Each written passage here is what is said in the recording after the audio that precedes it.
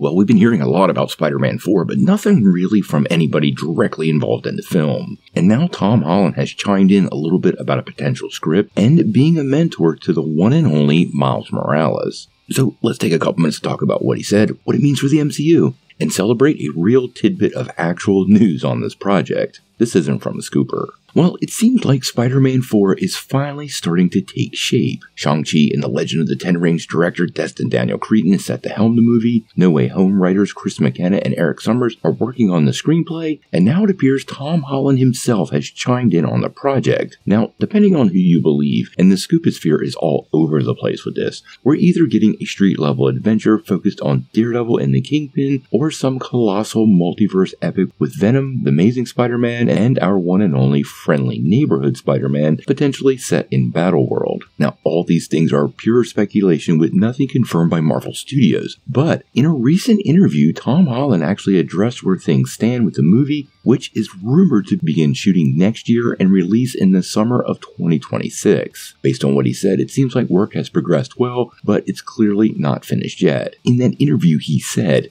"We have a creative and pitch and a draft, which is excellent. It needs work, but the writers are doing a great job, and I read it 3 weeks ago, and it really lit a fire in me." Zendaya and I sat down and read it together, and we, at times, were like bouncing around the living room. Like, this is a real movie worthy of the fans' respect, but there are a few things we need to figure out before we can get that really going. But it's exciting, and I'm really excited about it. Obviously, one of the things to bear in mind with Marvel is that your film is a small cog in a large machine, and that machine has to keep running. You need to make sure that you can fit into the timeline at the right time to benefit the bigger picture. I feel like we owe it to fans to deliver the best version of what we get. I feel like we owe it to fans to deliver the best version of what the next chapter of Spider-Man looks like, and I think that's really important, and I think the creative integrity for something like that is really important. The studio is on board and supportive and really collaborative. Now, interestingly enough, Tom Holland really didn't give any concrete details about Spider-Man 4, and given he is the guy that has often leaked a ton of MCU stuff, I found this a bit surprising and suggestive that his former leaks were kinda staged. We didn't expect him to outright mention Venom or even Daredevil,